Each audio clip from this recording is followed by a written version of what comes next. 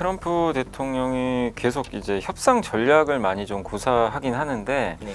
근데 이게 기업들한테 시간을 준다고 했는데 4월 2일 안에 뭔가를 좀 내놓으란 얘기 같긴 그렇죠. 하거든요. 이 계획안을 아마 제출을 하긴 해야 될 거는 같아요. 지금 이제 내용을 보니까 네. 현대차 같은 경우도 미국에 공장을 좀 지어놓긴 했지만 조금 더 이제 투자라든가 이런 부분에 있어서 트럼프가 원하는 답을 좀 주긴 줘야 될 거는 같아요. 저는 너무 관세 부분에 있어서는 반도체는 걱정할 건 없는 것 같아요. 이거를 굳이 매겨봐야 사실 미국만 피해 보거든요. 제가 봤을 때는 이건 한국을 겨냥하기보다는 이 반도체 부분에 있어서는 좀 트럼프 대통령이 예전부터 인터뷰할 때 TSMC를 좀 달가워하지를 않았잖아요. 그렇죠. 대만이 우리 반도체 다 뺏어갔다.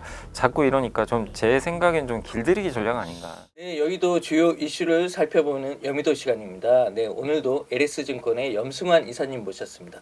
안녕하세요. 네, 안녕하세요. 네. 역시 또 주식 얘기를 하려면 또 트럼프 얘기를 먼저 꺼내봐야 되죠. 네. 트럼프 대통령이 자동차하고 반도체 등에 최소 25%의 관세를 부과할 것이다라고 또 재확인을 했는데요. 그러면서 또 여지를 뒀습니다. 그러니까 관세 부과 전까지는 기업에 시간을 주고 싶다며 또 협상의 여지를 좀 남겼는데요. 여기에 대해서 좀 어떻게 전망하시나요?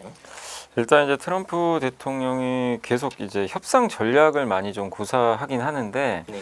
날짜를 어쨌든 이제 또 정해놨기 때문에, 근데 이게 기업들한테 시간을 준다고 했는데 4월 2일 안에 뭔가를 좀 내놓으란 얘기 같긴 그렇죠. 하거든요. 근데 되게 촉박하네요. 네, 근데 시간은 주겠다고 했는데 이 시간에 뭘 내놔야 되는지, 아니 이거 미국에 공장 짓는 게 당장 한 달 만에 나올 수 있는 게 아닌 것 같긴 한데, 어쨌든 이제 그때까지 뭔가 계획안을 좀 갖고 오라는 그런 네. 느낌인 것 같고, 그걸 보고 아마 이제 관세를 좀 뭐 어떤 기업은 더 많이 할 수도 있고 이제 나라마다 또 다를 수도 있는데, 근데 어쨌든 이제 요 계획안을 아마 제출을 하긴 해야 될 거는 같아요. 지금 이제 내용을 보니까 네. 특히 이제 자동차에 좀 이제 관세 25%, 네. 또 반도체. 근데 반도체는 미국이 제조를 잘 못하는 분야라 그렇죠. 이거를 부과할 수 있을지는 솔직히 잘 모르겠지만, 자동차는 미국도 경쟁력은 있긴 있잖아요. 그렇기 때문에 아마 자동차 쪽에 대한 관세 부과는 계속 좀 얘기가 나올 것 같은데, 뭐 이미 현대차 같은 경우도 미국에 공장을 좀 지어놓긴 했지만 조금 더 이제 투자라든가 이런 부분에 있어서 트럼프가 원하는 답을 좀 주긴 줘야 될 거는 같아요. 그래서 일단 협상의 여지는 좀 남겨뒀습니다. 그냥 본인이 만약에 부과하고 싶으면 그냥 이런 협상 여지도 그렇죠. 없고 그냥 네. 바로 부과해버렸을 네. 것 같아요. 근데 이 날짜랑 관세 부과 전까지 뭐 기업에 시간 주고 싶다 이런 멘트를 보면 협상을 하려는 그런 어쨌든 수단의 하나로 지금 이런 걸 좀 발표하고 있어서, 트럼프의 전형적인 협상 전략. 예, 협상 전략 같아요. 거죠. 예, 뭐 얼마 전에 알래스카 그 LNG 이제 일본과 같이 하기로 했잖아요. 네. LNG 이제 프로젝트 하기로 했는데 거기서도 굉장히 만족스럽다. 그러니까 이제 트럼프가 원하는 건 그런 거죠. 자기가 하고 싶은 사업이 있는데 돈 대라는 거예요. 한마디로. 저번에 뭐 스타게이트 프로젝트도 마찬가지. 거기 어쨌든 손정희 회장이 들어가 있잖아요. 근데 미국이 돈 내는 거 아니거든요. 그렇죠. 예. 사실 거기 이제 돈 주는 네. 저희 손정희 회장이거든요. 그러니까 그런 이제 전략으로 어쨌든 손안대고 이걸 이용하려는 것 같아요. 네. 지금 딱 보니까. 네. 자동차 업계는 미국이 또 최대 수출국이잖아요. 네. 이 자동차 업계 영향을 좀 더 짚어봐야 될 것 같은데요. 좀 어떻습니까? 이게 어쨌든 사실 이게 일단은 멕시코하고 캐나다의 관세 부과를 3월 초부터 이제 한다고 했는데, 이건 계속 언급을 하고 있는데, 만약에 관세 부과하면 사실 이렇게만 하면 현대차는 피해가 없어요. 네. 현대차 여기 공장이 없어가지고, 기아가 좀 문제죠. 기아가 그 멕시코에 공장이 있어서 그렇죠. 그건 좀 영향을 받겠지만, 근데 다른 나라의 경쟁사들과 비교하면 현대 기아는 피해가 좀 작아요. 작기 때문에 오히려 그냥 멕시코하고 캐나다에만 그냥 이대로만 부과하고 끝내버리면 현대차 기아는 오히려 이 부분에 있어서는 다른 업체들보다 오히려 수혜받을 부분도 있긴 있거든요. GM도 사실 주력 제품 그 생산을 뭐 이렇게 멕시코나 캐나다 같은 데서 많이 하기 때문에 미국 회사마저도 피해를 볼 수가 있어요, 오히려. 그런 면에서는. 근데 이제 그걸 만약에 부과를 하면 현대 기아한테 무조건 그럼 오히려 좋은 건가 이렇게 볼 수도 있지만, 사실은 이게 끝이 아니잖아요. 그걸 부과하는 순간 다른 이제 관세까지 다 그렇죠. 부과할 가능성이 높기 때문에 사실은 멕시코랑 캐나다의 관세 부과 안 하는 게 제일 좋긴 한데 계속 이제 연기시키는 건데 일단 지금 스케줄상으로는 하겠다라고 좀 언급을 해놨는데 다음 멕시코가 어쨌든 지금 미국과 협상을 하려고 하더라고요. 그래서 조금 날짜는 좀 남아있지만 조금 더 지켜보시면 되겠고 만약에 그 이제 한국산 제품에 대해서도 자동차에 대해서도 뭐 25% 관세를 만약에 부과를 하게 되면 당연히 이건 뭐 피해가 좀 불가피합니다. 그렇죠. 예, 네. 뭐 그래서 뭐 증권사에서도 자료들 아마 많이 보셨겠지만 25% 관세 부과하면 현대차 기준으로 6조에서 7조가 일단 영업이익이 날아가 버리거든요. 네. 그래서 피해가 좀 클 수밖에 없는데 GM도 만만치가 않은 거죠. 사실 한국 GM도 그 40만 전립의 위기까지 네, 맞아요. 지금, 예. 거론될 정도. 거기서 40만 대가 미국으로 가거든요. 그러니까, 예. 그래서 사실 우리나라에서 GM차 거의 안 팔리잖아요. 맞습니다. 예, 그러니까 이제 거기서 만드는 차는 그냥 다 미국용이라 보시면 그렇죠. 좋은데 예. 거기에 25% 관세 때리면 미국 내에서 생산하는 거랑 완전히 달라지기 때문에 피해가 클 수밖에 없고, 그러니까 이런 부분에 대해서 트럼프 대통령도 알고 있겠죠. 뭐 분명 알고 있을 텐데 GM 측에서도 아마 얘기를 할 거는 같아요. 그래서 실제 25% 관세는 제가 봤을 때는 일단 조금 이제 협상용으로 좀 그렇게 높게 잡은 것 같고 관세를 부과를 안 할 것 같지는 않아요. 네. 하겠지만. 네. 자기 또 뱉어내는. 예, 맞아요. 예. 근데 그 규모는 좀 줄어들지 않겠냐. 이런 이제 상황들이 좀 있기 때문에. 근데 어쨌든 일단 지금은 25%를 부과하겠다고 본인이 언급을 해놨기 때문에 지금 당장은 어쨌든 이대로 시행이 된다면 GM 피해는 뭐 극심할 수밖에 없고 현대 기아도 일정 부분 영업이익의 타격은 좀 일단 불가피한 그런 상황입니다. 어쨌든 25% 관세는 미국 입장에서도 보면 자해하는 네. 성격이 좀 분명히 있다 이렇게 봐야 될 것 같고요. 근데 주가로 이게 또 보면은 현대차하고 기아가 이제 작년 6월 고점이고 현대차는 32%, 그다음에 기아는 27% 각각 이제 하락했는데 이게 관세 관련 이슈 공개되는 4월 이후 주가 하락을 멈출 것이란 전망도 지금 나오고 있습니다. 관세 부과에 대한 우려는 이미 지금 주가에 상당 부분 반영됐다고 보십니까? 그러니까 이게 근데 이제 막상 또 부과되면 또 흔들릴 수는 있어요. 그렇죠. 항상 예. 이제 그렇지만 예. 우리가 반영됐지만 한 번 더 반영되는 경우들이 있는데 근데 어느 정도 주가에는 충분히 반영은 된 건 맞아요. 그러니까 이게 한 제가 봤을 때는 보편 관세 한 20%까지는 부과됐는데 지금 트럼프의 정책이 차라리 빨리 결정이 돼서 뭐가 되면 좋은데 불확실성 이게 그게 아니에요. 지금 뭐 25% 한다는 네. 건지 또 줄인다는 건지 네. 이걸 지금 명확히 알 수가 그렇죠. 없잖아요. 그러다 보니까 굉장히 지금 이제 혼란스럽다 보니까 이제 많은 투자들도 인지하죠. 아, 뭐 이거 관세 부과해서 이익 줄어도 현대차 영업이 연간 10조 이상은 나오거든요. 네. 그거 계산하면 PER 5배예요. 그래도 네. 그러니까 너무 싸니까 그 배당 수익률도 좋잖아요. 그렇죠. 그래서 그거 감안하면 이 정도면 괜찮은데 하는데도 손이 안 나가는 거는 이게 끝난 어떻게 될지 건가? 예, 모르겠네. 차라리 그냥 확인하고 사겠다. 이 심리가 강하니까 쉽게 지금 이제 건들지를 못하는 그런 상황인 것 같습니다. 그래서 저는 뭐 충분히 반영됐고 또 지금 뭐 우리나라가 상대적으로 보면 현대 기아도 피해를 보지만 사실 독일 기업과 비교할 건 아니거든요. 폭스바겐은 엄청난 타격이에요. 네. 대부분을 그 미국 수출 물량의 80%를 이제 미국 내가 아니라 그렇죠. 미국 외에서 생산을 하니까 이건 뭐 직격탄이죠. 근데 현대차 그룹은 지금 35% 정도가 미국 생산인데 이게 근데 35%면 그럼 나머지 65는 타격이네 이럴 수 있지만 작년 10월에 조제 공장 만들어 놨기 때문에 거기서 50만 대까지 만들 수가 있대요. 그러면 미국 수출 비중, 그러니까 미국 생산 비중을 60%, 70%까지 끌어올릴 수가 있다고 하더라고요. 그러면 현대차는 그 공장 가동만 좀 제대로 되면 이걸 좀 그 약간 분산시킬 수 여지가 있고 다음 달에 아마 발표한다고 뉴스가 나왔죠. GM하고 이제 같이 미국 내에서 GM 공장 생산 능력이 220만 대거든요. 근데 지금 180만 대만 만든대요. 미국 내에서. 그럼 40만 대가 남잖아요. 그러니까 그거를 좀 활용할 수도 있다. 그러면 이제 좀 피해가 주는 거죠. 그러니까 이런 걸 종합해 보면 지금 주가 수준에선 너무 이렇게 우려할 필요는 없다. 그래서 한 증권사 애널리스트들도 제가 애널리스트 중에 한 분이 요런 제목이 그거예요. 한국 완성차 환희에 팔고 공포에 사라. 그러니까 너무 좋았을 땐 팔고 그렇죠. 근데 지금은 좋다는 사람 없잖아요. 좀 공포스럽죠, 약간. 말은 맞는데 네, 말은 이게 맞는데 손이 안 나가죠. 근데 이제 나중에 또 지나놓고 보면 또 그래. 그럴 수도 있죠. 아, 그때. 그래야지 그런 사람들이 돈 버는 거예요. 예, 근데 이거 사실 명확하진 또 않다 보니까 근데 실천하기는 어렵지만 네. 이분 논리도 저랑 비슷해요. 네. 뭐냐면 뭐 이미 충분히 반영. 그런 것들이 반영됐고 이 관세 때문에 현대차가 또 망하는 것도 아니잖아요. 그렇죠. 사실은 이 경쟁력은 있는 그 기업이니까. 현대차 하나만 놓고 보면 물론 뭐 부담스러운 네. 요소이긴 하지만 경쟁사하고 대비해서 다, 예, 보면은 오히려 좀 덜이죠. 덜 그렇죠. 피해를 그러면 보니까. 오히려 경쟁력이 생기는 걸 예. 측면으로도 그 저는 GM과 그 작년에 동맹 맺은 게 네. 되게 좀 큰 것 같아요. 잘 맺은 거. 그러니까 정의성 회장이 전략을 되게 잘 쓴 거죠. 그때 당시에 공동 생산하자. 이게 들어가 있어서 예견했었나요? 예, 그런 것 같아요. 그리고 트럼프 장남도 만나고 오고 그런 거 보면 그래서 너무 지금 이제 우려만 큰데 네. 어쨌든 항상 그렇잖아요. 우리가 우려한 거 100%라면 그 악재가 그만큼 나오는 경우 사실 좀 드물어요. 맞습니다. 그거 근데 우리가 우리 호재를 경험치기 좀 맞아요. 있죠. 예. 네. 그리고 100 정도 좋아질 것 같으면 또 사실 그만큼 또 안 좋아져요. 우리가 경험 많이 해봤잖아요. 그래서 항상 물릴 때가 예. 있거든요. 그래서 지금은 좀 너무 과도한 좀 주가 하락 아닌가 좀 네. 그런 생각은 들긴 합니다. 네.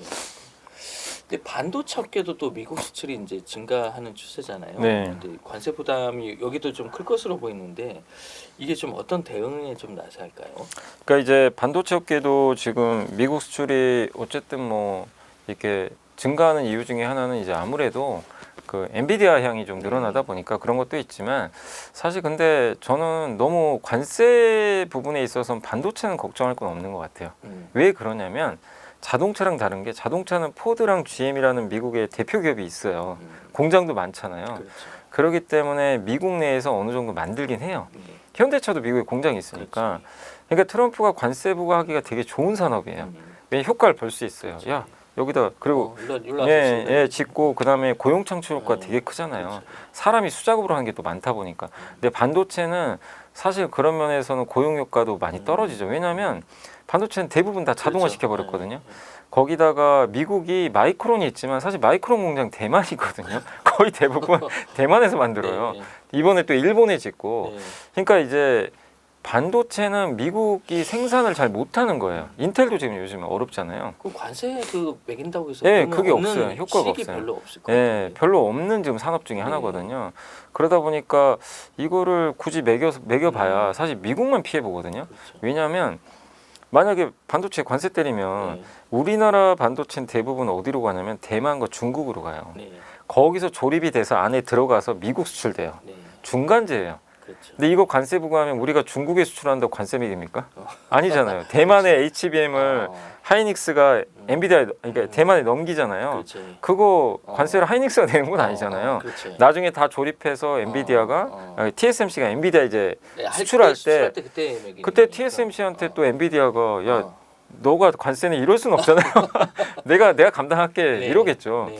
그렇기 때문에 사실상 이거를 진짜 피해 효과가, 예, 효과가 없어요. 근데 미국이 그걸 알아서 하면은 네. 효과가 있겠죠, 당연히. 네. 근데 이 메모리나 특히 메모리도 마찬가지이기 때문에 이런 면에서는 너무 그 이 반도체 부분에 있어서는 관세에 대해서는 너무 그렇게 걱정하실 필요는 없고 다만 제가 봤을 때는 이건 한국을 겨냥하기보다는 이 반도체 부분에 있어서는 좀 트럼프 대통령이 예전부터 인터뷰할 때 TSMC를 좀 달가워하지 않았잖아요. 그렇죠. 대만이 우리 반도체 다 뺏어갔다. 네. 자꾸 이러니까 좀 제 생각엔 좀 길들이기 전략 아닌가. 예, TSMC에 대한 좀 경고도 하면서. 네. 근데 어쨌든 반도체 부분은 제 생각에는 효과는 없는데 근데 이건 있죠. 이런 걸 통해서 미국의 공장 더 지어라. 예, 미국의 공장 지으라는 효과는 분명히 발생할 수는 있어요. 대신에 공장 짓기가 이게 만만치 않은데 그 바이든은 보조금 줬는데 네. 트럼프는 보조금도 안 주면서 네. 지으라고 하니까 이 기업들이 이거 따라할 수 있을까요? 그게 좀 이제 애매해진 상황인데 어쨌든 트럼프는 이제 관세 효과 측면에선 아마 공장, 예, 반도체 공장 지어라. 네. 예, 요걸 좀 노리는 거 아닌가? 자동차하고 좀 다른 포인트로 예, 가야 되겠네요. 예. 네. 그 SK 하이닉스가 다음 달에 이제 인텔 낸드 사업부 인수 작업을 마무리하게 되면은 이제 SK 하이닉스 낸드 사업도 좀 탄력을 좀 받게 될 것으로 보이는데 좀 어떻습니까? 그러니까 이제 인텔 요게 공장이 저 중국에 있잖아요. 네. 그래서 옛날에 이제 10조 원 정도 인수하기로 했었고 그거 이제 일부 자금 납입한 걸로 아는데 당시에 이제 이게 인수했을 때는 다들 그랬거든요. 신의 한 수다. 인텔이 기업형에 되게 강하잖아요. 네. 기업형 낸드 쪽에. 네. 그래서 이거 하면서 아 하이닉스의 부족한 부분을 채웠다. 근데 불과 한 1, 2년 후에 반도체 업황 꺾이면서 이 승자의 저주다 네. 막 또 이런 얘기 나와가지고 이것 때문에 빚이 이제 늘어나니까 네. 뭐 그때 하이닉스 막 부도설도 돌았잖아요. 네. 한때 네.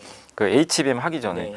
그래서 좀 힘들었는데 근데 지금 어쨌든 HBM으로 돈도 많이 버니까 이제 다시 SSD 시장에서 이제 강자인데 이게 결국에 신의 한 수가 또 될 수 있는 게 AI 데이터 센터에는 네. 기업형 요 낸드가 많이 들어간단 말이에요. 그거 데이터 저장해야 될 거 네. 아니에요.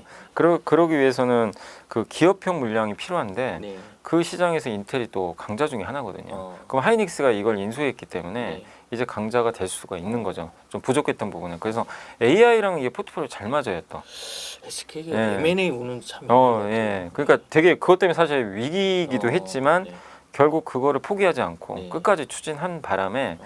지금은 오히려 이제 그때는 독이 될 뻔도 했지만 지금은 완전히 약이 돼버린 그런 상황이라 저는 하이닉스의 낸드 사업은 더 탄력을 받을 것 같다. 그래서 어쨌든 하이닉스한테는 이게 하이닉스 입장에서 또 HBM으로 지금 돈을 막대하게 또 벌어들이고 있다 보니까 이 부분이 이제 부담이 될 리가 없거든요. 그리고 근데 이거는 좀 있어요. 이제 이 부분은 좀 이제 애매한 게 중국에 공장이 있기 때문에 이 물량이 만약에 미국으로 수출될 때 지금 중국 10% 관세 들어갔잖아요. 네. 이거를 어떻게 근데 이것도 역시 중간재니까 네. 사가는 회사들은 뭐 마이크로소프트가 될 수도 있고 아니면 뭐 엔비디아가 될 수도 있고 뭐 많은 미국의 빅테크일 텐데 이들이 관세를 그냥 자기네가 그냥 감당하면 상관이 없는데 하이닉스가 일정 부분 전가를 좀 할 수 있다는 거죠. 근데 그거 전가를 못하면 하이닉스에 일정 부분 피해는 있겠지만 네.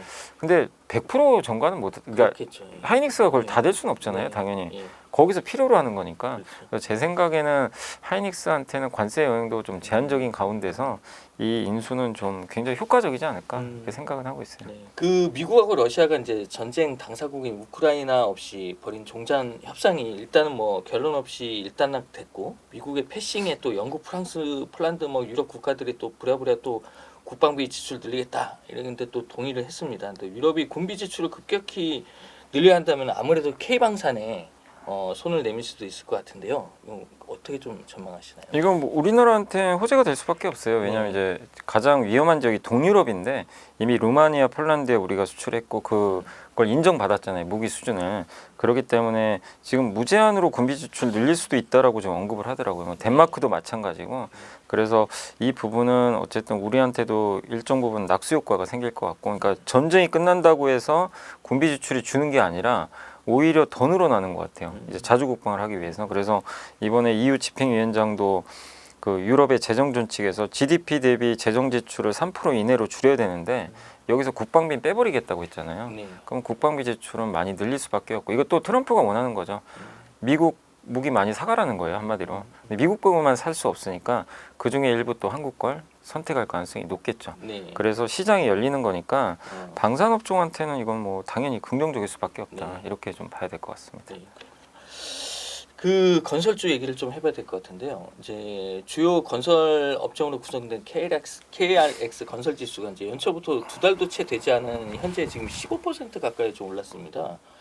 이게 좀 그래서 이렇게 보면 건설주 좀 회복세 들어선 거 아니냐 또 이런 기대감도 있던데 이건 네. 좀 어떻게 보시나요? 최근에 정부 정책이 또 약간 이제 규제를 좀 풀어주고 네. 있잖아요. 네. 그러다 보니까 서울 아파트 가격이 또 들썩이거든요. 네. 아주 초고가 아파트는 계속 지금 신고가를 내면서 네. 올라가는데, 근데 여기에 건설업종도 똑같아요. 작년 이제 말이었죠. 이제 계엄 선포까지 터졌을 때 그 한번 고민해 보시면 건설주도 2년 동안 안 좋았잖아요. 그렇죠. 예. 여기서 더 나쁠 게 사실 뭐가 있나? 어. 나올 게 더 그렇죠. 있나? 네. 근데 그때 이제 투자할 수 있는 논리 중에 하나가 아니 근데 이렇게 경기 안 좋으면 금리 내릴 텐데 추경할 텐데 그 건설 경기 회복시키면요 이게 고용 효과가 되게 커요. 그렇죠. 네. 그럼 누가 봐도 이거 건설 더 나쁠 건 없겠다. 근데 거기서 PF 많은 회사 말고 네. 아무래도 이제 대형사는 네. 좀 이 리스크에 좀 약간 그래도 자유로우니까 그렇게 보면 결국 건설주 반등하는 건 시간 문제였거든요. 근데 주가는 정말 많이 빠졌잖아요, 건설주가. 근데 건설주 투자를 또 꺼려했던 것 중에 하나가 그 해외 사업장이나 국내든 해외든 이게 이 빅베스라 그러죠. 네. 이게 원가 반영을 어디다 할지 모르는 거예요. 일회성 손실이 분명히 나올 텐데 네. 그래서 제일 많이 얘기됐던 게 현대건설이에요. 현대건설 분명히 뭔가 털어낼 거는 같은데 이게 안 턴 거예요. 건설주 투자를 가장 또 예. 꺼리는 이유가 맞아요. 회계에 대한 맞아요. 좀, 그래서 이제 불투명성? 적극적으로 못 들어갔는데 예. 저번 4분기 실적에 현대건설이 1조 이상 털어버린 거예요. 털어졌죠. 야 이거 이제 드디어 해소됐다. 야 이제 나쁠 게 뭐 있냐. 그 후로 계속 네. 날아가 버렸죠. 네. 그러니까 현대건설이 마침표를 찍어줬어요. 네. 그 투자들이 마지막으로 꺼려하던 거예요.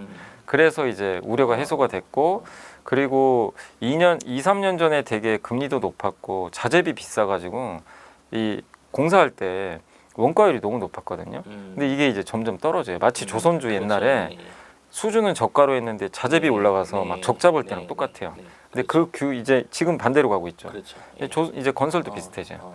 그래서 그 논리로 보면, 그리고 어쨌든 올해 하반기부터는 착공도 늘어날 수 있는 게 지난 3년간 착공이 줄어버렸어요. 네. 공급도 늘려야 되고 금리 이제 이창용 총재가 이번에 또 금리 인하했죠. 근데 네. 더 할 것 같더라고요. 지금 뉘앙스를 보니까 금리나 정부가 추경도 할 거고, 그다음 부동산 가격 조금씩 올라가기 시작하고 이런 것들도 주가도 워낙 눌려 있었고, 그러면 건설주들 이것도 이제는 더 나쁠 게 없다. 예, 좀 나아지는 쪽으로 가니까 지난 2, 3년간의 이제 부진은 좀 끝나간 거 아닌가. 다만 대형 건설사 위주로만 그래도 투자하시는 게 좀 낫지 않나 이렇게 생각을 하고 있습니다. 네, 이제 기술주 분석의 대가로 꼽히죠. 댄 아이브스 웨더부시 애널리스트가 올해도 이제 인공지능 강세를 좀 예측하면서 우리는 오후 10시에 파티장이 있고 이 파티는 새벽 4시까지 계속될 것이다. 이렇게 발언을 했더라고요. 근데 그가 이제 AI가 만든 이제 기술주 랠리가 극초기에 있다는 주장인데 정말 그런가요, 이게? 극초기는 아닌 것 같아요. 아니 엔비디아가 몇 배 올랐나요 지금? 그러니까. 극초기는 아니고 팔란티어가 예, 극초기는 좀 너무 이걸 긍정적으로 하기 위해서 표현한 것 같고 그건 아닌 것 같고, 다만 기업마다 다르죠. 극초기에 있는 기업도 있을 거고 AI 사이클 주기가 있잖아요. 네. 그래서 저는 AI가 끝났다고는 생각 안 해요. 당연히 아직도 파티가 진행 중이고, 아직 파티에서 그 공연할 게 되게 많이 남았어요. AI로 이게 파티로 우리가 형성해 보면, 다만 그 공연을 혼자 하는 게 아니에요. 그러니까 예를 들면 이제 그 우리가 보통 이제 콘서트 같은 데 가서 보면 혼자서 하는 공연도 있겠지만 네. 여러 명이 이제 번갈아 가면서 나온다면 AI는 그 번갈아 가면서 나오는 그 파티가 아닌가, 저는 그렇게 생각을 해요. 그래서 무슨 얘기냐면, 일단 엔비디아가 중심으로 했던 그 AI 인프라 투자 있죠. 네. 이거는 뭐 끝났다고는 보진 않지만 주인공에서 좀 내려오기 시작을 하는 것 같아요. 이들이 이제 워낙 퍼포먼스 좋았고 이들이 앞에서 달려갔는데 이들도 좀 쉬어야 되잖아요. 네. 그래서 딥시크 사건 터지고, 또 마이크로소프트가 최근에 이슈됐던 게 데이터 센터 임대한 거 2개 취소했다, 막 네. 이런 미국에서 보고서도 나왔잖아요. 그걸 보면서 느낄 수 있는 게, 너무 이쪽에 투자를 많이 했구나, 데이터 센터 쪽에.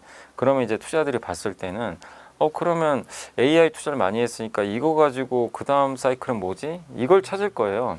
그러면은 AI 소프트웨어 쪽으로 넘어갈 가능성이 굉장히 높다. 그래서 사실 팔란티어가 좀 최근에 빠지고는 있지만 AI를 활용해서 돈 벌 수 있는 그런 기업들, 메타가 그래서 강했잖아요. 그러니까 주인공이 좀 바뀌는 거예요. 이제 2막으로 넘어가면서 AI 소프트웨어를 통해서, 그러니까 우리나라 네이버가 또 강한 이유 중에 하나예요. 그렇죠. 딥시크는 또 싼 모델로 그걸 네. 만들고 있으니까, 한마디로 이제 학습용 수요보단 추론이죠. 추론을 이용해서. 얼마 전에 일론 머스크의 XAI도 그록3인가요? 네. 그거 한번 발표했잖아요. 네. 근데 그게 추론형 모델인데 성능이 되게 좋다라고 하는데, 근데 추론도요, 그 데이터 센터나 GPU 엄청 필요하긴 해요. 더 많이 필요해요. 네. 대신에 여기는 뭐가 다르냐면 엔비디아 것만 필요한 게 아니라 각 회사마다 다 다르잖아요. 맞춤형 칩이 많이 들어갈 거예요. 그러니까 이제 엔비디아가 좀 주인공이라기보다는 네. 이게 좀 반도체도 주인공이 좀 약간씩 분산되는 그렇게 거예요. 또 바뀌는 예, 그래서 이제 지금 주인공이 약간 좀 교체되고 있다.